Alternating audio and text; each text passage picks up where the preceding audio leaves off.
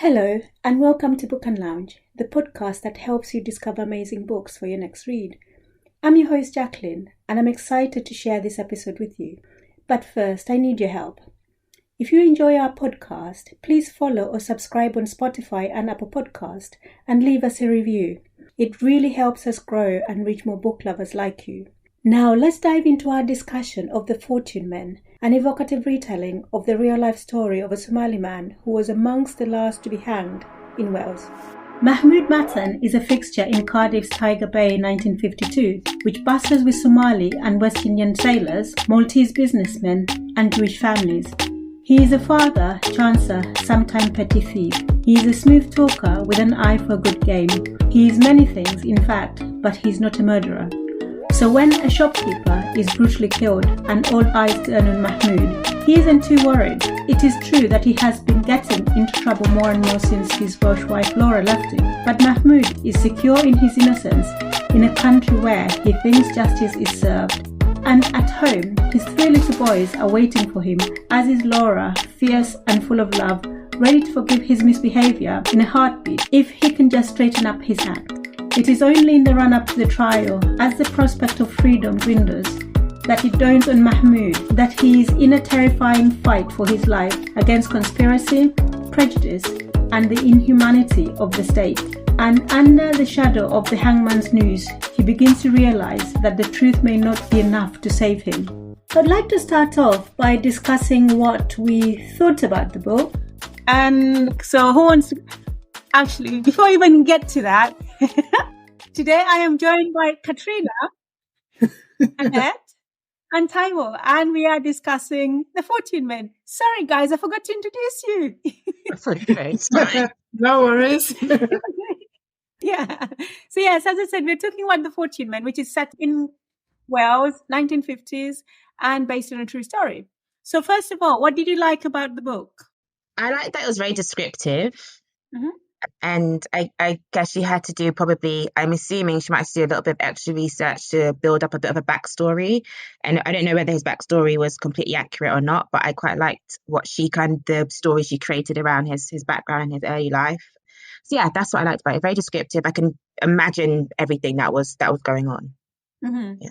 She did say, talking about the backstory, she did say that the bits that are set in Hargeisa, Somalia, or Somaliland, she fictionalized that. Okay, well, and yeah. The bits that are actually set in Wales, most of it is true. She actually read transcripts of the trial. She interviewed a lot of the families that were involved in the story. So yeah. Oh yeah, no, his backstory especially in Somaliland, that's what I loved. I thought it was, for her to just completely thought of that, it seemed to fit in very well to who I thought he was like as a person. Uh-huh. And how about you, Taiwo? What did you like? I'm not necessarily a great fan of historical fiction, but this, because of my approach, I think, in that I, before reading the book, did some research in terms of how did the author do her own research and how did she approach the writing of the book. So I understood that it was based on people that actually lived. And so when I started reading it, I then approached it as in the author was filling in various gaps and thinking about how the individuals who lived may have felt, may have thought, may have approached certain things. I found that I did enjoy it. I felt it was, it's very believable. The internal life of Mattan, it seemed very plausible to me. Uh-huh. Mm-hmm. How about you, Katrina? What did you think? Right. Well, I mean, first of all, let's just say I think the book is very good and well worth reading. But I didn't know it was a true story until I was about halfway through. I sort of suspected it was, but I couldn't see from the introduction, on the fly and all that, that it didn't specifically seem to say that. So I started to do that research when I was halfway through. And from that point, I really started enjoying it a lot more because it sort of made sense to me that it was a true story and that, okay, yes, some of it would have to be imagined, but the reasons, like Taiwo said, the reasons why she'd done that were clear. And I I found everything about him very realistic, but I was just rereading it a bit before this meeting. I'm not so sure about the family of the lady who was murdered, the shopkeeper who was murdered. I don't know. She obviously tries to bring them to life as well, but I didn't seem to enjoy that quite so much on reading it through again. Even the first time, I felt like it just interrupted the story, which is a bit unfair on them because they're the actual victims. But anyway. I'm kind of with you guys on this one. I really found it an enjoyable read. Although at the beginning I found it quite slow to get into, and also I was a bit confused by the jumping back and forth between characters. So I wasn't really sure which character was who and why, what their purpose was towards the beginning, until I think I got to about halfway through. And then I really started enjoying it. And I did know that it was based on a true story. I did not know the ending. And up until the end, I was gripped, thinking to myself, what's going to happen? What's going to happen? I didn't want to, unlike you, Taiwo, I didn't want to do the research to actually see what would happen. I just thought, let me read the book and actually find out what happens through reading the book. So based on that, it really kept me on edge because I wanted to know what was going to happen. But yeah, I think it's a very good book. It's very descriptive. I mean, the bits about when she was describing his life in Hargeisa, I think I enjoyed that the most. His life in Hargeisa, and also when he was traveling through, I think it was Tanzania. Yeah. And then the bits, the description of Berlin as well, the character Berlin. Yeah. And yes, he's up to. I really enjoyed that. Again, I'm with you, Katrina. The bits about Diane and Violet and Gracie, I can understand why she had to include them, but I didn't enjoy that as much. And also, I didn't feel that it was as detailed as Mahmood's life and his family's life. So maybe had she made it as detailed, I would have enjoyed it a bit more. Yes, and she changes the name, doesn't she, from the actual lady who was murdered. Yeah. So I don't know whether that means the family were, do we know whether she spoke to them and they were less keen for her or something like that? Because I don't know, they're a little bit, it seemed a bit stereotyped to me, the way they're sort of described as this little Jewish shopkeeping family. Yeah. I agree. No, she actually did speak with them, and I'm pretty sure she said she spoke to them and she interviewed them. But I think she intentionally changed the characters and the names because I think they did not want to be identified. Mm-hmm. I think that's what she said when we had a chat with her. But still, in comparison to Mattan, the lady that died and her sister, they didn't seem as fully fleshed out characters. Also, as Katrina was saying, it did seem quite, a bit of a stereotype in terms of not just the Jewish shopkeeper, the shopkeeping background, but also the fact that, they've left where they left or where they originally came from due to the Holocaust. Now, I'm not saying that maybe many Jewish people wouldn't have had to have moved generations ago because of the Holocaust, directly or indirectly. But the fact that that was part of their backstory and the trauma that the woman the fact that she didn't marry, the fact that she was financially... This is Violet. Yeah. Violet. Yeah, Violet, yes. Yeah, so she was the financially astute one compared to her sister as well. It all seemed to be going down this Jewish kind of big money, sad story about the Holocaust and all that. It just seemed not enough. It wasn't very satisfying. Yeah, no, I agree. I was surprised when you just said that she actually spoke to the family because there just wasn't much. I was reading their parts just thinking, when am I going to get to Mattan again? It was just like, oh, okay, I feel like I've heard this before. So if that really was, their situation back then fine. But it wasn't fleshed out enough. There wasn't that much depth to them. So that's why I am surprised that she spoke with the family, because I felt like she could have just easily have made that up as well. Mm-hmm. It is 365 pages. So maybe less of Mattan and more of the two Jewish characters. And I felt that there was the room to explore, because the one that hadn't married and the way that she had longing for her sister's husband. Yes. And, I felt that was a great kind of opportunity to do something. It could have been fleshed out, and it could have added so much richness, I felt, if she had placed as much emphasis as she placed on Mattan, on those particular characters, the two sisters. Right. So, but then, I mean, as I said, it is 365 pages. So what would you have taken out? Yeah, it's true. It was a slow start. I don't know. I can't remember why, but I like the descriptiveness, but there was a lot of descriptiveness, and it was a slow start. So whatever was at the beginning could have could have been taken out to add a little bit more elsewhere. But what you said, Annette, about how you sort of rushed through their bits to get back to Mattan. Yes, I felt like I was rushing through those bits about the ladies in the shop to get back to Mattan, and that it distracted, which I sort of thought, I felt a bit guilty because, like, they're the ones who suffered, and but the story isn't really about their suffering. It's about the sad story of Mattan. And I just think, actually, we didn't need to know a great deal about them. We didn't need to keep flipping back to their, whatever they were doing. Yeah, unless there was something to say, then there wasn't necessarily, like the part there about her selling the shop and then taking the picture of the father and the son who bought the shop out. Like, didn't really need that part. I don't know. Unless there was really something to say about them itself, then those parts, for example, could have been taken out, I think. Mm-hmm. Coming back to Mahmood Mattan himself, he's, even from the introduction, he's described as a chancer. And I just wanted to discuss, in what way was he a chancer? I mean, how does he, for example, end up in Tiger Bay? Because I felt that he ended up in Tiger Bay more because he's a wanderer. He's a seafarer who wanders all over the place. I mean, the way in which he left, was it Somaliland?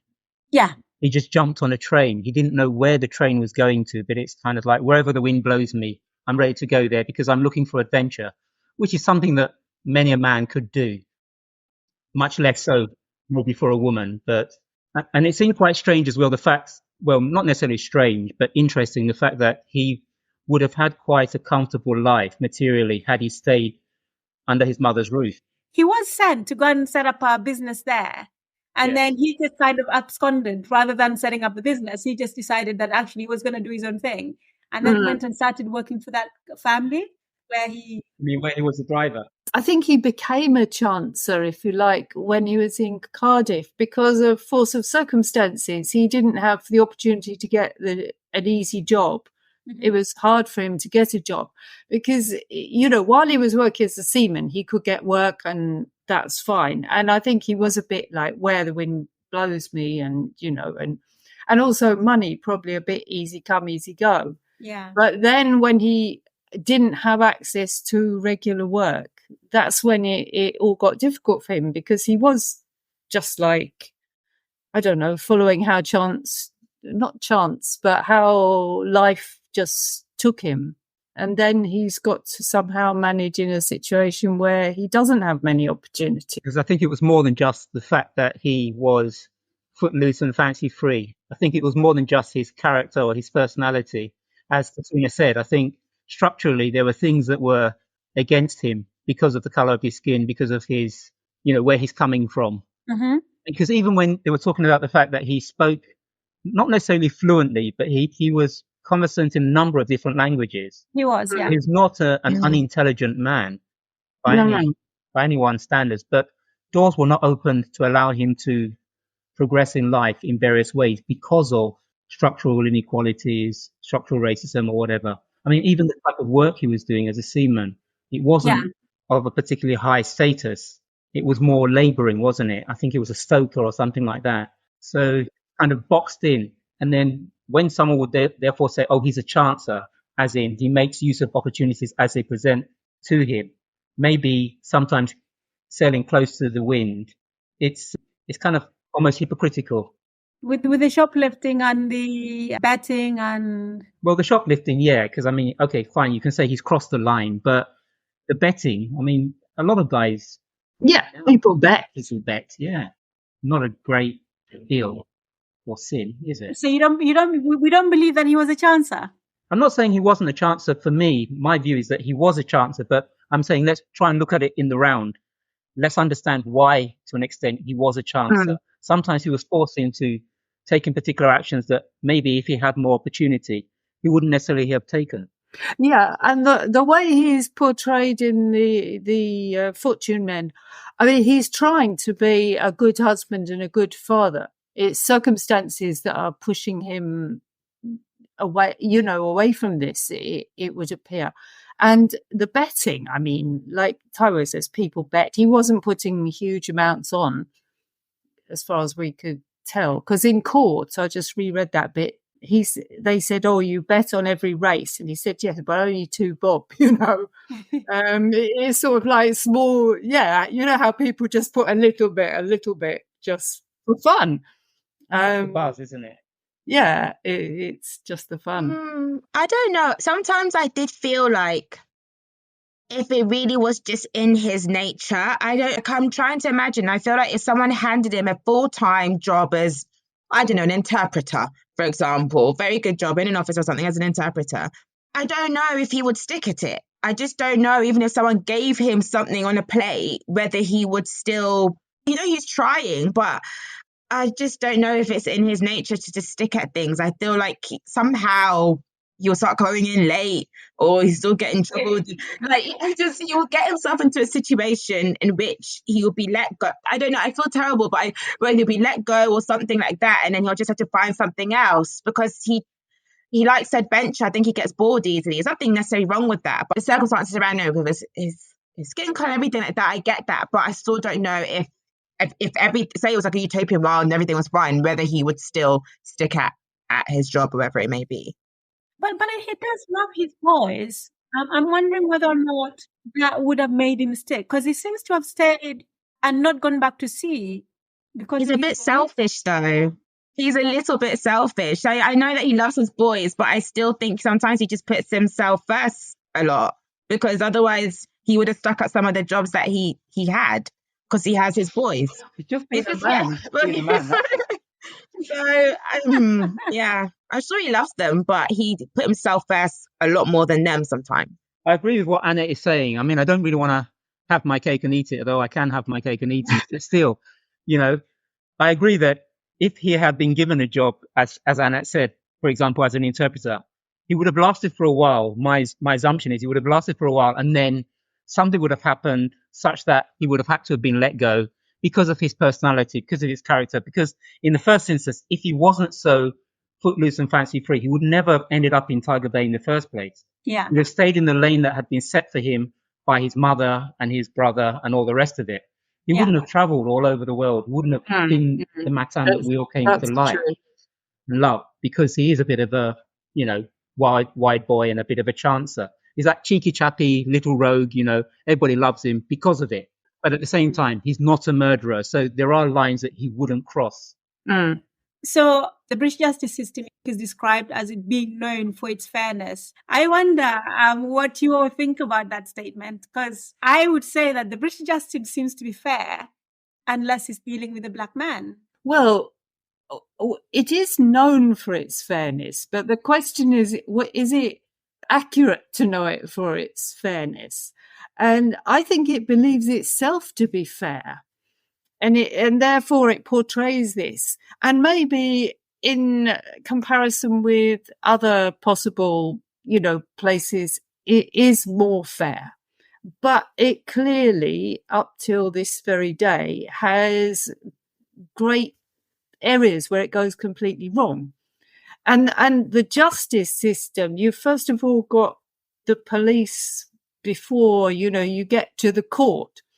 And they're not just with black people a lot, but you think of the Irish issues with the bombings from the IRA and the times gone by. All sorts of funny stuff seems to happen before people even get to court. And in this case, I mean, the police they just decided he'd do. The police, when the police come to court, they tend to be believed, especially in the past, and maybe they're supposed to be reliable witnesses, aren't they? Wow. But yeah. The Sarah Everard case just goes to highlight everything that's wrong with the police. Mm. Yeah. No, there's going to be an independent inquiry. No. Oh, please. Come on, all those independent inquiries, what have they done? We've been having independent inquiries since time immemorial. Why hasn't the system improved? Because there's other independent inquiries going on at the same time. They're always doing some sort of independent inquiry on themselves. I don't know how they're managing all the independent inquiries. So, And who is actually doing them? I don't know. It's just, I feel like it's allocated and then you get to it when you get to it. Because you can't divorce it, can you, from wider society? No. The police are not operating in a vacuum. The judiciary and the judicial system is not operating in a vacuum. But I think it's Katrina. I think you mentioned it in the past where you said it's just that the English legal system has a really good PR. That's all that it is. So they sold this lie, if you want to call it that, if you want to go to the extreme, or they've sold this narrative, this story, which is very popular. You know, it's like, it's not cricket, you know, that expression, where does it come from? It's the same thing, you know, the whole issue of fairness and the fact that the English, I'm not sure whether that includes the Welsh, the Irish and the Scottish, you know, that they are... Only sometimes. What, when they win Wimbledon, then they're English? Yeah, that makes them very English. Or very British. Isn't it? When you win in a sporting event, you're British. But when you lose... You're not. You're foreigner. Yeah. So the wider society cannot be... It has to be taken in context, doesn't it? And you mean the fact that the whole system has to be taken in context of the society within which we live? Yes. Juries are made of members of society most of the time, and most trial is jury trial. So you are right that we do need to have... But that's the whole point, really, I suppose, for Mattan, now you're saying that, because you're meant to be judged by your peers, aren't you? Well, I don't suppose in that situation, you know, where were his peers? I don't think he was judged by a cross-section that included people that came from, you know, the seamen from Somalia and that. Do you have to be a British citizen or something to be on a jury? You do, I don't think. Not you have to actually have a passport, do you? Yeah, I think you do. Well, but the other thing, even now, I don't think you are judged by your peers, because juries are still not very reflective of society. So I think even if he was being judged now, I still would have reservations as to whether or not he would get a fair trial. Yeah. I guess the only thing is, I feel like we like the British justice system is fair when it wants to be, but also if there's an outrage. So, for example, in this case, if this happened now, there would be a big, I don't know, there'll be something will, you know, there'll be protests, there'll be something. And then there's always I feel like they're then pressured into relooking, and then there'll be a retrial or something like that. So I feel like it's always either when they feel like they want to be, or there is pressure from society. But there wasn't much. I mean, even after he was hanged, you know, there was still pressure and nothing happened. But I think it's either if you're pressured or when they choose to be, when the person's not black or brown, basically. Coming back to something you mentioned, Tayo, about the society within which we live dictating the type of fairness and justice system. When Mahmood and Laura first got together, no one would rent to them, so they had to leave to go to Hull and to live in Hull. This was in 1952, and I'm just wondering whether or not you've noticed any changes toward attitude to interracial relationships now, especially given as a member of the royal family decided to marry someone outside of their race. People of different races can get together, but I'm wondering, has society really changed that much when it comes to interracial relationships? Yeah, I think it's moved on a bit. I mean, of course, you could always find arguments against it, but I don't think a mix, you know, it's a commonplace thing, isn't it? Especially if you live in London, it's a commonplace thing to see mixed couples. It's not something that's going to make people turn around and look. Whereas I'm sure in Cardiff in those days, it was something that was caused, raised eyebrows. Also, it depends, doesn't it? It depends on whether the person who's non-white is male or female in the relationship. Really? Yes, I think it Okay. can be more frowned upon if the woman, the wife, is non-white and she's with a white guy. Then it's like, okay, is she a prostitute? Did she marry him for a passport? You know, all those kind of things. Whereas the black guy, I'm not saying it's that normal, but That's interesting. I would never have thought about it that way. Because there's also this idea that, and you hear this a lot, of black, especially immigrant guys, just marrying white women for papers. Mm. So Yes. there's an Yeah. element as well.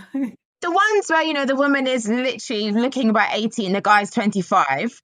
For those situations, I am suspicious either whether, it was a man or a woman because, it could be love, but I do get suspicious. I think if it's very obvious that it looks a bit off, then it works both ways, I think. what do you mean by off? Are you talking about when you're on Yeah, the beach in Ghana and you basically, see yeah. And then the waiter comes and I mean, it's all over now, I suppose. But yeah, I guess that's when I'm suspicious. But I guess what we're saying is generally attitudes have changed, and it's fine now to be in an interracial relationship and live happily ever after. No, things have changed, but it doesn't mean everything is. It doesn't mean everyone's going to be happily ever after. I just think there is a degree of change. It isn't as it was in the 50s. I'm going to say sometimes you don't actually you see a couple, but you don't actually know what's going on in the background. Some people's families don't talk to them anymore, so it may look as if everything's fine, but the result of them being together could be someone just losing contact with their family or something. So you don't actually know. Also, the fact that it's still a thing that we would discuss shows that it's changed, but it hasn't changed at all. The fact that it's a topic of conversation, because if, for example, they're two gay guys, one is black, one is white, immediately people will start to wonder, okay, what's going on with the dynamics between the two of them? Is one of the, is it a relationship of convenience, maybe for one to get his papers, immigration papers or whatever? You start to wonder, is it that kind of fetishization thing that's going on? What's going on? You start to wonder. See how the media treat Meghan Markle and Kate. If you compare the treatment between Meghan and Kate, it's very different. Was that race? Kate cannot do anything wrong. Is that race or is that class? Or is that both? I don't think it's just class. I really don't think it's just class. I think it's also to do with the fact that Meghan has got a bit of black blood in her.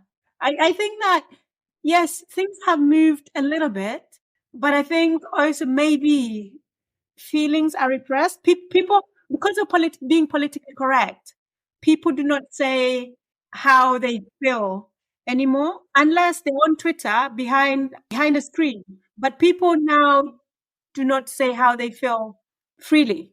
In the same way that people would frown upon gay relationships or, anything else on the human sexuality spectrum. Yes, it's just that it's not as socially acceptable generally to comment in a negative way. More so that we have this whole modern phenomenon of cancel culture, don't we? Yes, we do. God, you see now, I struggle so much with cancel culture. I really do. But anyway, that's a completely different subject. Let's come back to the book.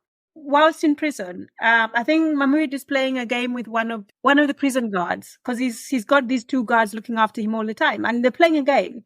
And I think it was drafts, and he chooses the color white instead of black. And so he says that black has never been lucky for him. Why does he say that? Is it just because he's black and so being black is not lucky? Or is it more to it? Is there more to it than that? Interesting. I don't really know why he says black isn't lucky for him, because thinking back through the book, as far as I can't really see how that ties in. I agree. I can't see him as having some kind of in-depth knowledge of black consciousness. He doesn't know that he's a black guy because he's living in Tiger Bay. But in terms of the whole issue of, black and what it symbolizes, white and what it symbolizes and all of that, I don't think it's something that he's necessarily thought to a great extent about. He knows this is his racial origin. He knows this is ethnicity, and he knows the implications based on where he lives, where he generally lives, as in Tiger Bay.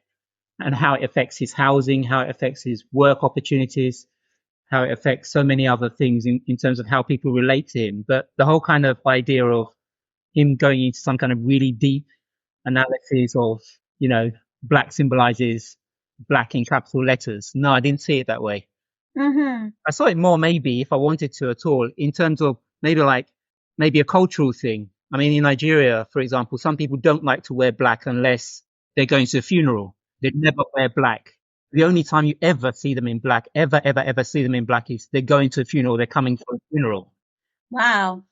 Mm. That's serious. Yeah, but it's like my mom doesn't like because I wear black. I tend to wear black quite a bit, but she's always just like, "You going to a funeral?" Just like just to pop for lunch with a friend. If I'm wearing black, it's a problem. So I don't know. It's I guess it's kind of darkness and being quite down and moody. But he never gave. Like, I agree with Tyra. I don't think he's that deep in his like black consciousness or anything, but he never gave the impression that he didn't like being black. Not that he did, nor didn't. He just, it is what it was, struggled to find housing, struggled to find a good job. It is what it is because I'm black. But I never got the impression from him either that he disliked being black. So that's why I don't know how to answer that question, really. Do you think it's more spontaneous in that moment that, I mean, he may think correctly, I should think, that he's being blamed for this murder because of his race. And so at this point, it's being black isn't an advantage to him. Do you think it's more spontaneous perhaps for that? Yeah. Look, and coming back to this thing about luck, I'm going to read out an extract, and then I just want to explore luck a little bit more, right? So this is when he's in prison and he starts praying. Now, though, praying is a serious business. He wants God on his side to weigh fate in his favor. At some point, he thinks his luck had soured. From birth to 20 years of age, everything had gone his way with little effort on his part. But since then, in this last 4 years, bad luck had surrounded him like a fog. The few respites at the racetrack or poker table, not changing anything substantial about his life or bringing the old luck back. He needs God to hear him, to see him in this college jail, surrounded by heartless strangers, and to restore him to his family. Now, because he's born during a famine, his mother does all these things to him to bring him luck, including cutting him and then rubbing salt in the cut. I just found that, really painful. Just the description of it, I was just like flinching. But anyway, do you think that we make our own luck, or is our fate and destiny set at the onset? Set at the onset. Yeah. You can't do anything about it. I just feel like whatever happened to me happened to me. If good things happens because it was meant to happen. It's not. I just think you say luck because it's a saying. I don't know if it means anything. Don't know how depressing that might sound, but yeah. As in, it's written in the stars. Can't we be somewhere in the middle? Can't we say that not everything is written ahead, but you've got to take the chances that are presented to you and make the best of them? Whereas maybe some people, don't. But most of it's luck. Most of it is just how life turns out, isn't it? Because you can't argue that he was the author of his own misfortune, yeah, right? True. Yeah, that's true. Number one, to an extent. To a large extent, because had he stayed in Somaliland, he probably would not have suffered this fate. It's true. And then there's a whole big world out there where you don't want to travel. But still, you had a business. Like, you didn't have to leave if you didn't want to. He was never going to play it safe, though, was he? And then his behavior when he was actually in court, he was very arrogant. Yeah, that was ego. Right? Yeah. So, I mean, had he actually taken the whole thing seriously, he may not have been sentenced to death. But at the same time, there was an element of, yes, that was his ego. But at the same time, you have to consider the fact that it was in the context of him assuming that the English judicial system could not fail him. that it's so fair. He assumed for too long. At some point, I was just like, why are you still being stubborn? I didn't understand because we're getting towards the end of the book and I still didn't understand his behavior. I was so Because he's confused. innocent. I was He just like, didn't do it. seriously, you can even see your lawyer is just giving up on you. Why aren't you taking things seriously? Especially if you're innocent, then I don't, yeah. But can't you see that in some ways he wouldn't even be able to comprehend the fact that, I mean, he's not No. looking at the fact that there's a possibility that he could be hanged. He's just thinking that I actually didn't kill this woman. Yeah, How can I possibly go down? So do something about it. That's what I just kept thinking at the beginning. I just felt like he just put up too many barriers because I know he couldn't believe it. But if I'm really trying to prove something, I understand at the beginning he was a bit, but towards the end, you can see he wrote the fact that you had to write a letter. The moment I knew I had to write a letter to that secretary or whatever, I know that's it. I already knew that would have been the end, like my time was coming up. But that's when I would have just started to spill the beans. If I went to say, is it the Russian prostitute? I would have said everything. I would have brought in more prostitute. Just whatever I needed to do to have an alibi, I would have just said it. But he still said nothing. And yeah, I don't know. Maybe that wasn't fate. That was his fault. I don't know. Yeah. I mean, he's in the middle. Yeah, I get what you're saying and I agree with you. But really, what was the reason why they accused him? Just somebody thought they'd seen him outside the shop. I mean, how can that make you a murderer? It doesn't make any sense. It doesn't. When you read the book, you can't see, apart from the fact it suited the police to get somebody and get it sorted out quickly, and you can see all the prejudice that would take him to be convicted. But it makes no sense. There's nothing. Anyone, any tall Somali man, it could have been anyone that would have fitted, But we're looking for a suspect. Even if he had been, yeah, but supposing he had been in that road outside that shop at some point that evening, it still doesn't make him the murderer.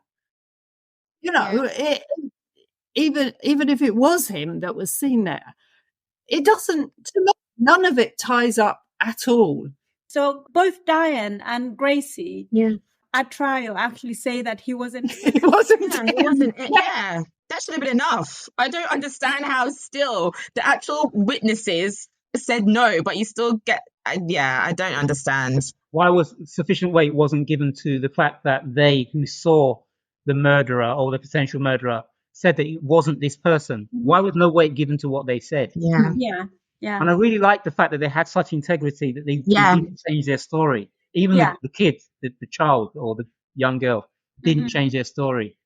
Do you think that they could have done any more to prevent him from being hanged? Who?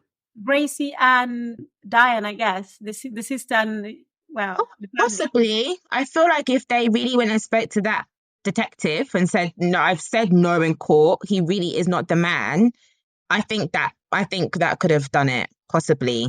I think maybe if they'd gone to the newspapers and said, they'd done something about it, it'll have to just be thrown out of court because they said no. I'm not sure whether it would have been thrown out of court. Well, thrown out of court, but he would have been let off, I'm sure. I think so. I think because at the end of the day, they're the key. It's her sister that was the victim. Yeah. So the fact that, my sister was killed and I'm telling you that's not the man that killed her, and I've gone to the papers, I just don't know what more they could have done. I think with him, basically. They would have just spun it. They would have just spun it and just said that grief is making her irrational. She can't be sure. If it's the bill, it's the kind of person that could have done it. If it's the bill, the police are under pressure to solve in quote this crime. Emotions are running high, so you've got to get someone. And going back to the issue really of the mixed race relationship, would that have prejudiced people further against him, do you think? Yeah. Possibly, yeah. Yeah, probably. Because I could imagine that could make the police less or sort of more against him and make more effort to find people who are going to witness that it was him.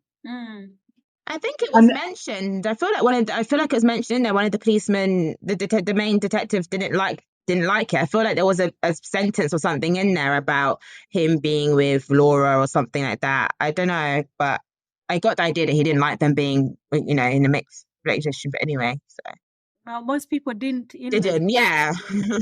Not so unconscious bias. Yeah, because it would be, even if that hadn't featured at all in the case, the fact that his wife and his mother-in-law were in court made it evident to the jury of the situation in the relationship. Because, I mean, prior to that, I don't see how it would have come up, but they as well would have known of it. But at the same time, I guess you could have flipped it on its head and said the fact that his wife and his mother-in-law were there to support him shows that he must be of reasonably good character, that they're actually supporting him. Maybe. But some, there's mothers that will support their child for doing the wrong thing. I don't know. But also they were seen as fallen, I guess, because they'd allowed their daughter to marry this man. So I don't think they had that much respect from the rest of society. No, I think it could have been against him. But so finally then, whose fault do you think it was that he was hanged? Not one person. Yeah. A number of, not necessarily people, a number of circumstances converging, like the perfect storm almost. But at the same time, I think you can't let his grief off. I'm surprised it didn't change him. Why didn't I thought there would have been a change of lawyer? I don't know. I'm surprised that didn't happen. After they collected the money for him. Yeah, you can see the guy, but then again, it's hard to paint a midstream though, isn't it? I mean, this is a guy that's already been running the case. Yeah, has certain ideas about the approach that he's going to take, and he's familiar with all the facts of the case, facts as they are. But what about the appeal? Wasn't it judges, a number of appeal judges that they appealed to? How is it that they couldn't see how unsafe it was, how little they had? They were probably just as prejudiced. And we don't know, but back then the police used to doctor a lot of evidence. We don't know what was presented in front of them. Yeah. I also wonder how seriously they take certain crime. Obviously, this is a serious crime, but they might have thought, it's just a small crime in Tiger Bay. Whatever they decide, I'm sure it's fine. Next case. Like, that's also I thought they didn't give it much thought or anything. Mm-hmm. Because the woman that died or was killed was Jewish. That may have had bearing as well. I mean, because for many people, Jewish people are not considered white, are they? They're considered Jewish. Some people, yeah. Yeah. So then, coming finally to the conclusion, I think I mentioned earlier on that it was shortlisted for the Booker Prize in 2021. And do you think that the fact that it's based on a true story has any bearing on it being shortlisted? I was quite ambivalent, to be honest, about it being shortlisted. But then again, I haven't read any of the other novels that got shortlisted, so I can't really say, it's a very poor novel compared to X, Y, and Z. It's good enough to be shortlisted, though, isn't it? She's got a very vivid imagination, and she has this way of putting you in the place where the book is set. And also the whole idea of the author writing about what they know. She being a Somali woman, I mean, she's writing about certain things that, happened fictionally or in fact to a Somali man. So she's writing about what she knows. Yeah, I find the backstory, although it might have been made up to a certain extent, very convincing. I thought it sounded fairly typical of a Somali seaman in that era. It could well have been like that, which must come from her opportunities to discuss it with Somali people. Yeah, she did go to Somaliland for research. Oh, did she? Yeah, she did. Oh, wow. This could have been like a PhD paper as well at the same time or something. I don't know. But Somaliland and Somalia are not the same place, are they? No. To me, the book is just really important to tell that story. And I don't know about the Booker Prize. I don't follow it all up like you guys. So I don't know how good it's supposed to be for that. But for me, it's just that the story is very important and it deserves to be widely known. Well, it will be widely known because being shortlisted just propels your sales really right up. So, yeah. And I'm glad she was shortlisted because, as you said, it does bring this story to light and more people will know about this guy who was unfortunately falsely hanged. Now, score-wise, what would you score it out of 5, and would you recommend it? I'd recommend it. Yes, I enjoyed it. I did like the descriptiveness of the novel. I give it a 4 out of 5. Very high. Yeah, high. I'll go high. Definitely give it a 4 as well. I just think some of it is a little slow at the beginning, but the story is important. To me, it's important and it should be read, so I would recommend it. Annette?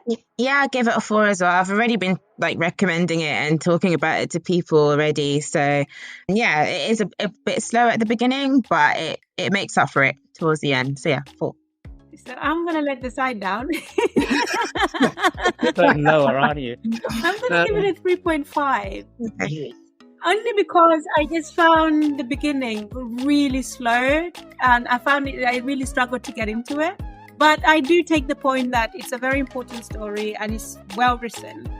I think the story was, sorry to interrupt you, but I think if it had just made clear in the introduction or somewhere on the cover that it was a true story, which I don't think it does, that would have made a huge difference to me. I'd have read it with a different attitude from the first page. Mm-hmm.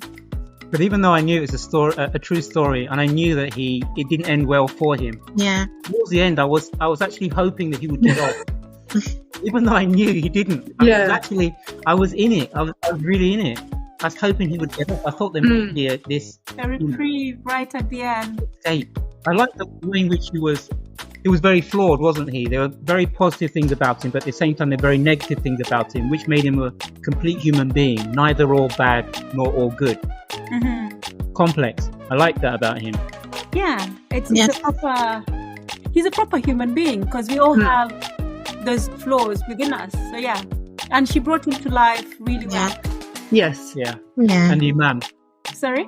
And the Imam, when the Imam came to visit him, I liked how he handled the Imam. I don't remember. How did he handle the Imam?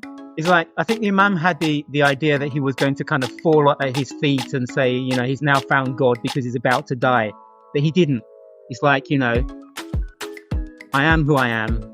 I'm not really going to change. But despite that, I actually didn't do this thing. I may well go down for this thing. But you need to know, I actually didn't do this thing. I've done many other things, but not this. Yeah. So overall, very good read. So thank you so much for reading and for reviewing it. And thank you so much for listening. If you enjoyed this or any of our other episodes, please leave us a review on Apple Podcasts or Spotify. And don't forget to share. Goodbye.